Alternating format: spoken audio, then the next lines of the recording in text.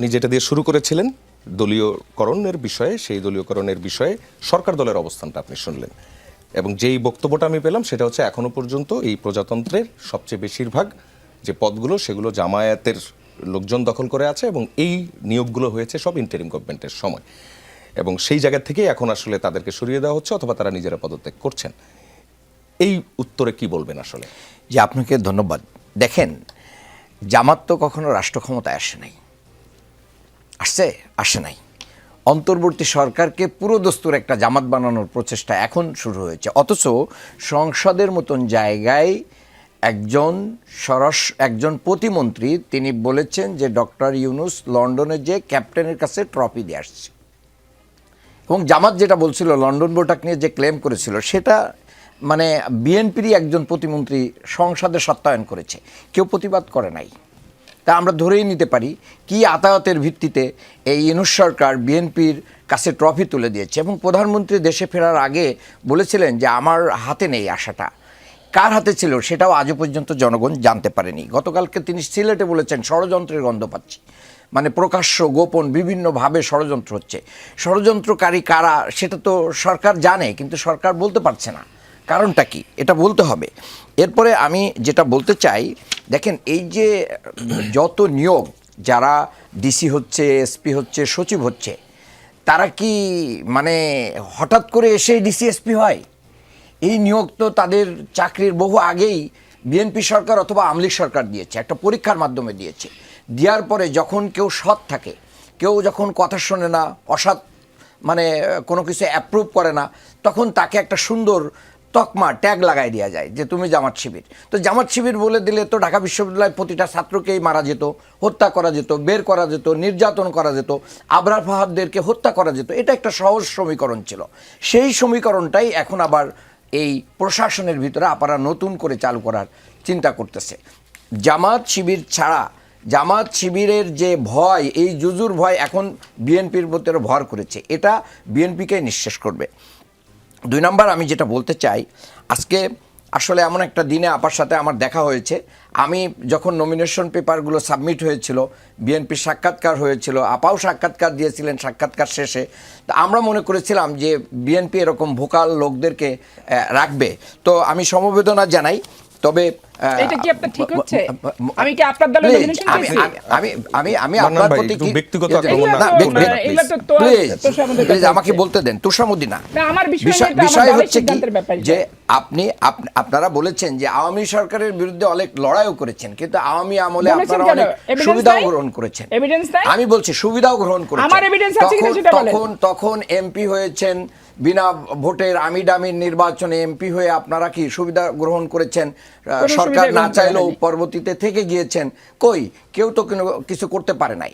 তার মানে হচ্ছে আওয়ামী লীগের থেকে সুবিধা নেওয়া এবং আওয়ামী লীগকে সহযোগিতা করার ইতিহাস কিন্তু জনগণ ভোলে না।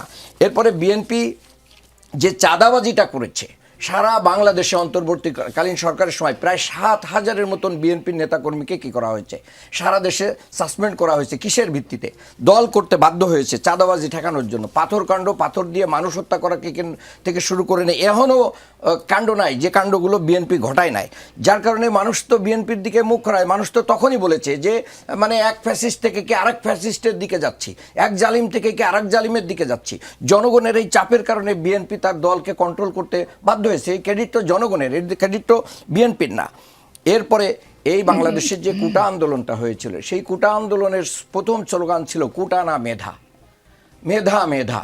তো সেই মেধার ভিত্তিতে বাংলাদেশে যদি একজন রিক্সাওয়ালার সন্তান, একজন খেটে খাওয়া মানুষের সন্তান, একজন সৎ মানুষের সন্তান, যে কেউ যদি তার মেধার ভিত্তিতে মানে এখানে আসতে পারে, তাহলে কেন তার দলীয় পরিচয়টা এত ইম্পর্টেন্ট হয়? এই দলীয় পরিচয়ে যাতে আর কোনো নিয়োগ না হয়, এই জন্যই কিন্তু আন্দোলন হয়েছিল। কিন্তু বর্তমান সরকার সেটা সবচেয়ে বেশি উপেক্ষা করেছে। এরপরে আমি আপাকে বলতে চাই, আমার যতদূর মনে পড়ে আমি একটা টক শোতে আপাকে বলতে শুনেছিলাম যে প্রবাসীদের ভোট নিয়ে তো আপা অনেক কথা বলেছেন। আপা কিন্তু প্রবাসীদের ভোটটাকে ইগনোর করেছিলেন। তো প্রবাসীদের ভোট ইগনোর করার কারণে প্রবাসীরা তো বিএনপিকে এই মানের ভোট দেয় নাই, যার কারণে আপারা ভোট না পেয়ে এখন অন্য কথা বলছেন। এরপরে দেখেন, বাংলাদেশ ব্যাংকের গভর্নর একজন ঋণ খেলাপি ছিলেন। বাংলাদেশের বর্তমান সংসদে প্রায় 11,000 কোটি টাকা, যার অধিকাংশ সরকার দলীয় সংসদ সদস্যদের কাছে পাওনা, এদেশের জনগণের টাকা, তারাও ঋণ খেলাপি, তাদেরকে রিশিডিউল করা হয়েছে এবং ব্যাংক রেজুলেশন অধ্যাদেশ পাশ করার মাধ্যম দিয়ে বাংলাদেশে আবার দুর্নীতিবাজদের আশ্রয় প্রশ্রয় দেওয়ার কথা শুরু হয়েছে। আপনি বলেছেন যে বিভিন্ন জায়গায় নিয়োগ, অন্তর্বর্তীকালীন সরকারের সময় নিয়োগ দিয়ে একজন ভাইস চ্যান্সেলর, তিনি বিএনপির সরাসরি প্রোগ্রামে উপস্থিত হয়েছেন, জাহাঙ্গীরনগর বিশ্ববিদ্যালয়ের একজন ভাইস চ্যান্সেলর। তো তার ব্যাপারে তো ওনারা কিছু বলে না। কুয়েটের ভাইস চ্যান্সেলর যিনি ছাত্রদের দ্বারা বিতাড়িত হয়েছিলেন, এসেই আবার তাকে পুনর্বাসন করা হয়েছে সেখানে। তার মানে দলীয় যে জায়গাটা, এটা কিন্তু ভুলতে পারতেছে না। আপনি উন্মুক্ত বিশ্ববিদ্যালয়, জাতীয় বিশ্ববিদ্যালয় চেঞ্জ করছেন না কেন? ওটা নিজের দলের ছিল বলে। এই লুৎফুচ্ছার কাদের তারপরে জাতীয় বিশ্ববিদ্যালয় কাদের এগুলো বলেন না কেন? নিজের দলের যেগুলো থাকে সেগুলো। বাংলাদেশের অধিকাংশ বিশ্ববিদ্যালয় তখন নিয়োগ দিয়েছেন এবং ওই সময়ের যিনি শিক্ষা উপদেষ্টা ছিলেন, তিনি একবারে ডাইরেক্ট ওপেন মিডিয়াতে বলেছেন যে আমি কিছুটা হলেও এখানে বিএনপি ফেভার করেছি ভিসি নিয়োগের ক্ষেত্রে। তাহলে এটার দ্বারা প্রমাণ হয় একজন উপদেষ্টা যখন শিক্ষা উপদেষ্টা হয়ে বলেন যে আমি বিএনপিকে ফেভার করেছি কিছু জায়গায়, তখন তো আর দলীয় বক্তব্য দেওয়ার কোনো কিছু থাকে না।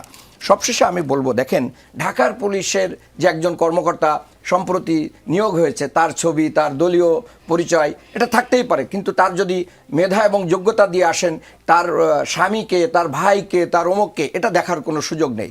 কিন্তু জনগণের কাছে এই প্রশ্নগুলো আছে। এখন আমরা যদি পুরাতন রাজনীতির দিকে বারবার ফিরে যাই, তাহলে আমাদের সামনের ভবিষ্যৎটা কি হবে? আমাদের যেই সংস্কারটা দরকার ছিল, আমাদের যেই রাষ্ট্রের যে কারণে মানুষ স্বৈরাচার হয়, রাষ্ট্রের যে কারণে মানুষ ফ্যাসিস্ট হয়, সেই পথ রুদ্ধ করার জন্য বিএনপি তার 31 দফার ভিতরে যে প্রস্তাবনাগুলো দিয়েছিল, বিএনপি তো সেটার থেকেও সরে গেছে। প্রথম দফাই তো সংস্কার ছিল, এখন তারা সংশোধনে আসছে। আপনার পয়েন্টগুলো পেয়েছি আমি। আমি শেষ কথাটুকু বলে দিতে চাই। দেখেন যে দ্বিকক্ষ বিশিষ্ট যে সংসদ বিএনপি নিজেরই প্রস্তাবনা, এই গণভোট কিন্তু বিএনপির সালাউদ্দিন সাহেবই প্রথম প্রস্তাব দিয়েছিলেন, গণভোটের মাধ্যম দিয়ে এটাকে এস্টাবলিশ করতে হবে। এখন তারা সংসদে বলছেন যে এটা শুধুমাত্র তারা একটা নির্বাচন করার জন্য বলছেন, এটা একটা টিক্স।